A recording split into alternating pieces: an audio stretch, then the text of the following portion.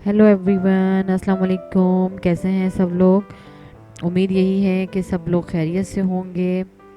अच्छा, आज मैं आप लोगों को बीफ स्टू की रेसिपी देने जा रही हूँ। आज हम लोग बीफ स्टू बनाएंगे। और मैं जब बीफ स्टू बनाऊंगी तो इसके जो इंग्रेडिएंट्स हैं जब मैं ऐड करूँगी तो साथ साथ आप लोगों को इसकी चीज़ें, क्वांटिटी, हर चीज़ बताती जाऊँगी। तो चल के हम स्टार्ट करते हैं। अच्छा, हम पहले जो गोश्त है हमारा उसको हम थोड़ा सा प्रेशर कुकर में गला लेंगे। उससे ये होगा कि गोश्त बहुत अच्छी तरह से हमारा गल जाएगा और जल्दी तैयार हो जाएगा हमारा स्टू। अच्छा, इसको बनाने के लिए मैंने सबसे पहले, ये देख सकते हैं आप लोग, कुकर ले लिया। अब हम इस कुकर के अंदर अपना बीफ शामिल करेंगे, हड्डी वाला 1 किलो। ये हड्डी वाला भी है और थोड़ा चिकना गोश्त है। इसी के साथ हम 6 से 7 अदद साबुत लहसुन के जगह 4 से 5 अदद अदरक के पीसेस।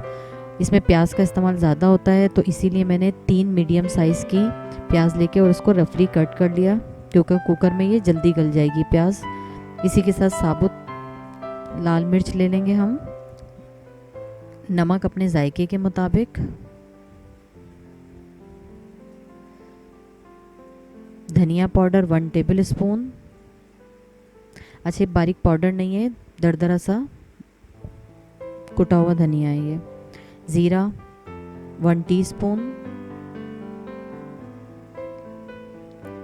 हाफ टी स्पून हल्दी पाउडर। हल्दी बहुत कम जाती है इसमें, बहुत ज़्यादा नहीं।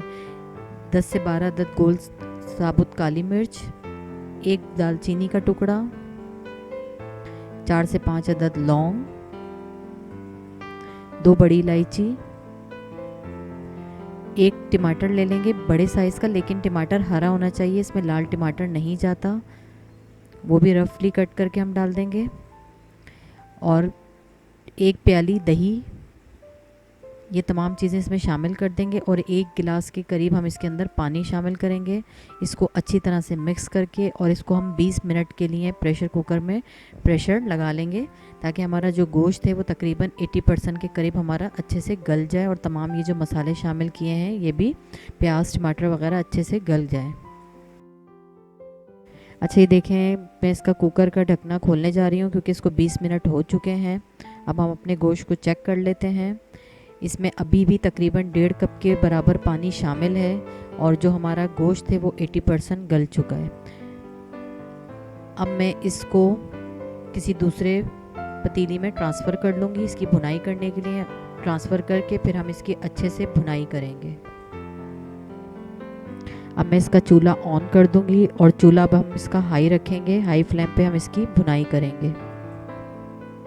ऊपर आपने इसके अंदर अपनी ज़रूरत के मुताबिक ऑयल शामिल कर देना है। ऑयल थोड़ा कम रखिएगा क्योंकि जो हमारा गोश्त था वो चिकना था, तो उसमें से भी गोश्त का जो अपना फैट है वो रिलीज़ होगा, चिकनाई रिलीज़ होगी। अब इसी के साथ हम भुनाई के ऊपर ये 6 से 7 अदद गोल साबुत लाल मिर्च शामिल कर देंगे। इसी के साथ हाफ टी स्पून गरम मसाला पाउडर भी शामिल कर देंगे। इसमें लाल मिर्च पाउडर का इस्तेमाल नहीं होता, तो अगर हमने इसका स्पाइस को ज़्यादा रखना हो या कम रखना हो तो उसके लिए फिर हम ये जो पतली वाली हरी मिर्च है इसका इस्तेमाल करेंगे।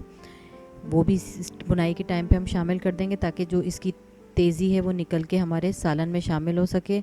और अब हम इसका चूल्हा तेज़ रख के इसको अच्छे से भूनना है जब तक ये पानी खुश्क ना हो जाए और इसका जो ऑयल है वो निकल कर बाहर ना आ जाए।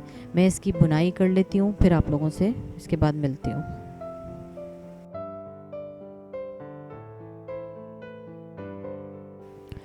अच्छा, ये चेक कर सकते हैं आप लोग कितना ज़बरदस्त सा ये भुन गया है। तमाम पानी इसका खुश्क हो गया और ऑयल निकल कर बाहर आ गया। मैंने कुकर में इसको कम्प्लीटली इसलिए नहीं गलाया कि अगर हम इसकी जब भुनाई करते तो हमारा जो गोश्त है वो पूरा टूट जाता, तो मैंने इसीलिए 80% इसको मैंने कुकर में गला लिया। और अब जो बाकी के 20% है वो अब हम इसको दम पे रख के गलाएंगे। इसका जो पानी है आपने तकरीबन 1 से 1.5 गिलास इसमें पानी शामिल करना है। इसमें शोरबा नहीं होता, ये भुना हुआ होता है, बहुत हल्का सा मामूली सा इसमें शोरबा जाता है। लेकिन ये पानी शामिल करने का मेरा मकसद सिर्फ ये है कि इसको अभी मैं तकरीबन 20 से 25 मिनट दम पे रख के पकाऊंगी, जिससे ये जो हमारा पानी है ये भी खुश्क हो जाएगा और जो हमारा गोश्त में कसर है वो भी ख़त्म हो जाएगी, कम्प्लीटली गल जाएगा। तो अब इसको मैं दम पे रख के 20 से 25 मिनट के लिए छोड़ रही हूँ। उसके बाद फिर हम इसको चेक करेंगे उसके बाद फिर मैं आप लोगों को उसको सर्व करके दिखाऊंगी। अच्छा, ये देख सकते हैं इसको तकरीबन 25 मिनट हो गए दम पे पकते हुए, जिससे इसका तमाम पानी जो है वो खुश्क हो चुका है और इसमें ऑयल वापस निकल के सरफेस पे आ चुका है। गोश्त भी हमारा बहुत अच्छे से टेंडर हो गया है, जो 20% इसमें कसर बाकी थी वो ख़त्म हो गई है। अब हम इसके ऊपर फाइन चॉप किया हुआ हरा धनिया वगैरह डालेंगे, गार्निश करेंगे उससे। इसके बाद अब मैं इसको सर्व करूँगी। आप लोग बॉयल राइस के साथ भी सर्व कर सकते हैं, नान के साथ, चपाती के साथ, जिसके साथ आप लोगों का दिल करे। ये बॉयल राइस के साथ भी बहुत अच्छा लगता है। मुझे पूरी उम्मीद है आप लोगों को रेसिपी ज़रूर पसंद आएगी। ज़रूर ट्राई करके देखिएगा। रेसिपी अच्छी लगे तो लाइक ज़रूर कर दीजिएगा और कमेंट्स में ज़रूर बताइएगा मुझे। अपनी दुआओं में याद रखिएगा। इंशाल्लाह फिर एक नई रेसिपी के साथ हाज़िर होंगी। खुदा हाफिज़।